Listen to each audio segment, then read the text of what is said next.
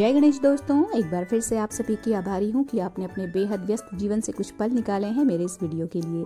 तो चलिए शुरू कर लेते हैं आज का व्लॉग। तो आज ना फ्रेंड्स, मैं लौट रही हूँ वापस अपने मायके से, अपने घर, पूरे 7 दिन के बाद। तो जो एनर्जी और जो एंथुजियाज़म जाते समय का था ना, वो इस वक्त बिल्कुल गायब है। मैं और बच्चे दोनों ही, मतलब तीनों ही थोड़े से ना अपसेट से हैं। मतलब अपसेट तो नहीं कहना चाहिए, लेकिन एक जो वो होता है ना, एक जोन से दूसरे जोन में आना, वो वाला सीन है अभी। तो फाइनली अपने घर पहुंच गए हैं, और घर पहुंचने के साथ सीधे पहले मैं जाती हूं मंदिर में, और भगवान जी के आगे नतमस्तक होने के लिए कि उन्होंने सब कुछ ठीक रखा इस एक हफ्ते के एक अंतराल में। सभी की तबीयत ठीक रही, जहाँ मैं गई थी वहाँ भी, हमारी भी, और जहाँ जिसको छोड़ के गई थी उनकी भी। तो सब कुछ ठीक रहा।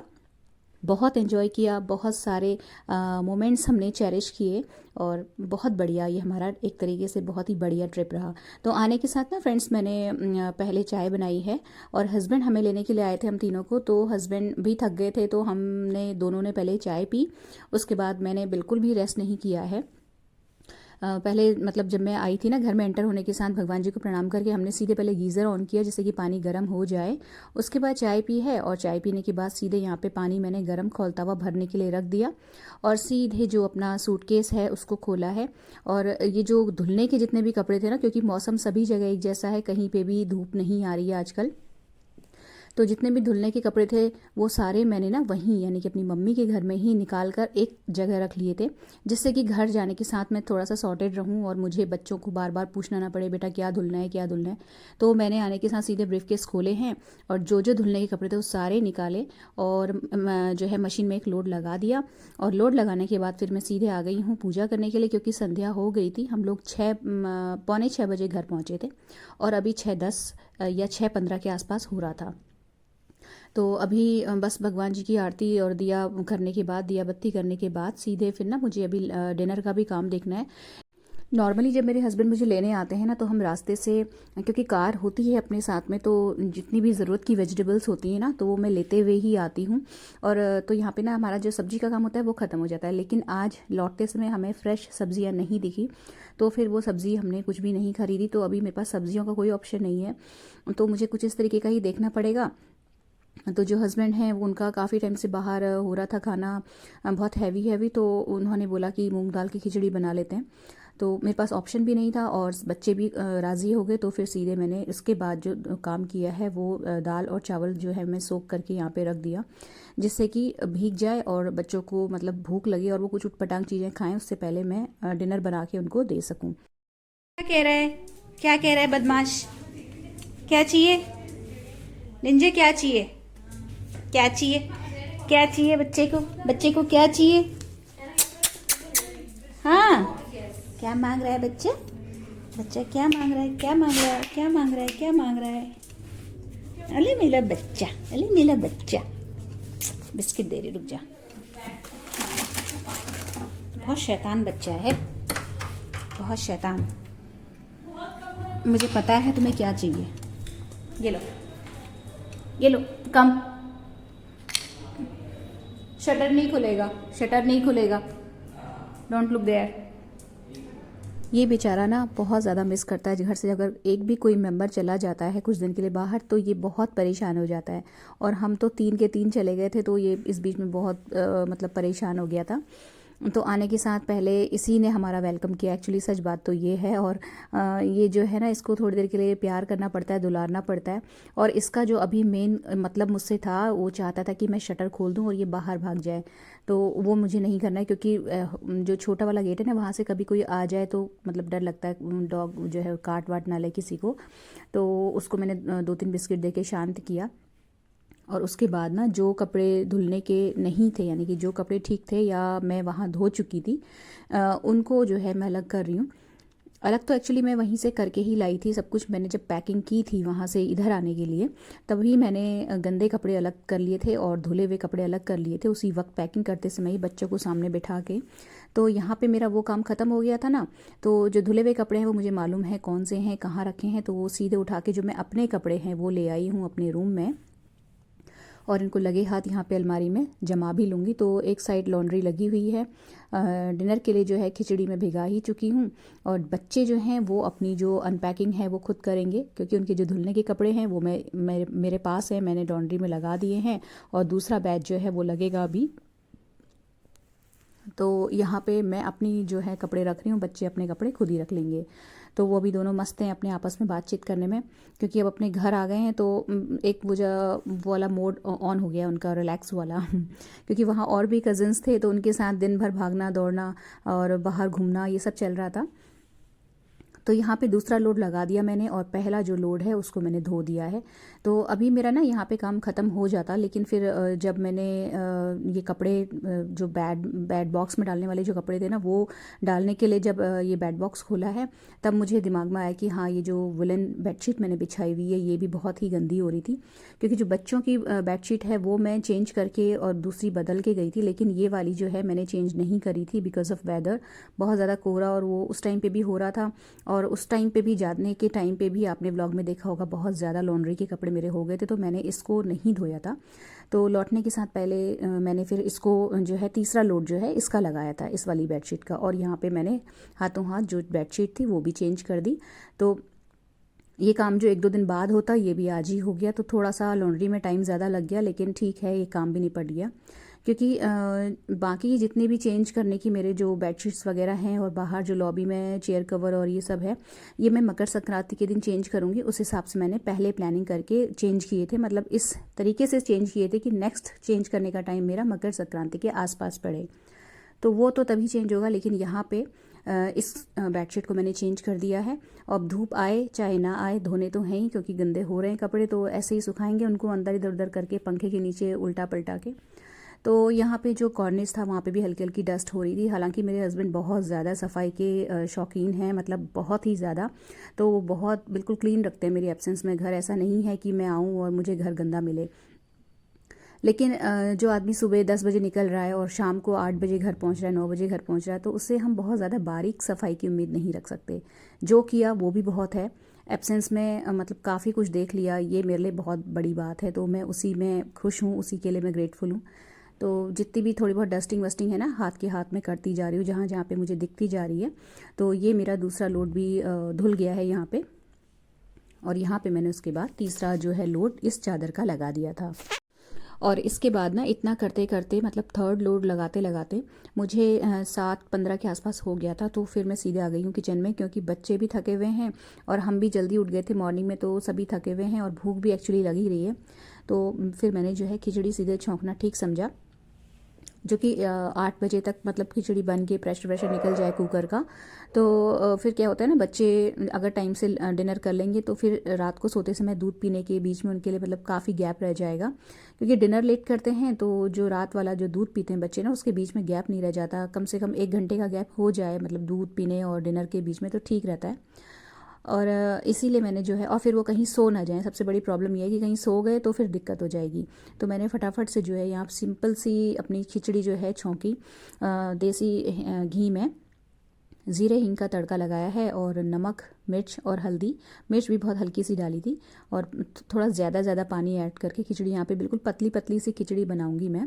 तो और मेरे पास ऑप्शन भी नहीं है जो कि मैं कुछ सब्जी वब्जी डाल भी लूँ, तो कुछ है भी नहीं, तो सिर्फ प्याज से क्या ही बनाती, टमाटर वगैरह कुछ भी नहीं था। तो यहाँ पे मैंने सीधी सीधी सी खिचड़ी छौंक दी, और इसमें जो है अपना प्रेशर आता रहेगा और मैं अपने काम पैरेलल करती रहूँगी। तो उसके बाद कुछ कपड़े ऐसे थे जो मुझे हाथ से धोने थे, मतलब जिन्हें मुझे मशीन वॉश नहीं करना था, वो मैंने अलग कर लिए हैं। ये कल सुबह जब मैं नहाऊंगी उस वक्त धोऊंगी। तो ये बाकी के बचे हुए कपड़े हैं जो कि बच्चों के हैं, तो वो अपने कपड़े खुद मैनेज करेंगे। और ये जो मिठाई वहाँ से आई है, ये है, इसको रख दूँगी डाइनिंग टेबल में, तो जो चलते फिरते जिसको दिखती रहेगी वो खाता रहेगा। और अभी एक्चुअली घर में कुछ भी मीठा है नहीं, क्योंकि जो हम हलवा गाजर का मैंने बनाया था ना, मैं वहाँ ले गई थी, तो वो वहीं ख़त्म हो गया। तो कुछ है भी नहीं घर में इस वक्त खाने का।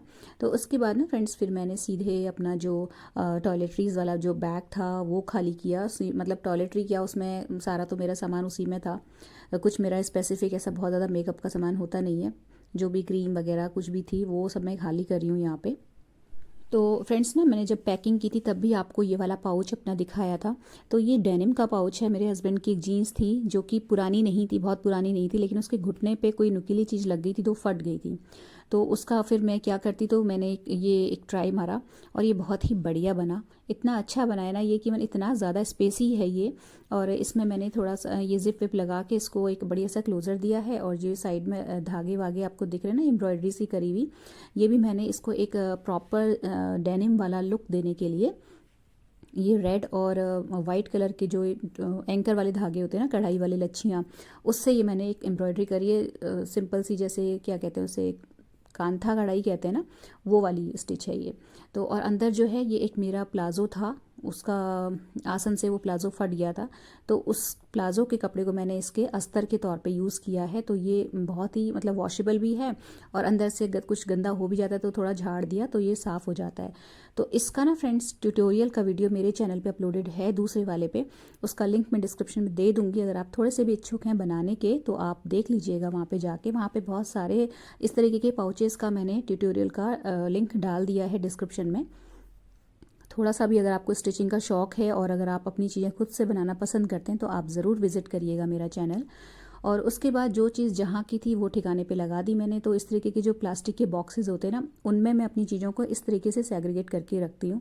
तो ये मेरी ज्वेलरी का है, मतलब आर्टिफिशियल ज्वेलरी जो भी थोड़ी बहुत होती है मेरे पास, इस तरीके से जिपलॉक वाला ये जो होते हैं ना पाउचेज़, इनमें मैं अलग अलग करके रख देती हूँ। तो एक तो ये मिक्स नहीं होते, दूसरा इनकी शाइन बरकरार रहती है, काफ़ी टाइम तक के चलते हैं, ऑक्सीडाइज नहीं होते हैं। और इसी तरीके से रबर बैंड का है, तो अलग अलग करके मैं इस तरीके से रखती हूँ। तो छोटे से ड्रेसिंग टेबल में मेरा बहुत सारा सामान आ जाता है। और ये ड्रेसिंग टेबल फ्रेंड्स आप देख रहे हैं ना, ये मेरी शादी का यानी कि 20 साल पुराना है, और इसी में मैं आज भी अपना सारा सामान रख लेती हूँ बहुत ही ऑर्गेनाइज तरीके से। और मुझे बिल्कुल भी ज़रूरत नहीं लगती है कि मैं नया ड्रेसिंग टेबल खरीदूँ, सब कुछ बिल्कुल सेग्रीगेट तरीके से रखती हूँ। और ढूंढते समय भी कोई प्रॉब्लम नहीं होती, ऐसा भी नहीं है कि तैयार होते समय बहुत ज़्यादा फैल जाता हो। तो उसके बाद मैंने एक जो है सूखे गीले कपड़े से इसको एक बढ़िया सा पोंछ दिया, और ये मेरा ड्रेसिंग टेबल भी यहाँ पे बिल्कुल क्लीन हो गया। तो यहाँ पे ना मेरा अनपैकिंग का काम बिल्कुल ख़त्म हो गया था।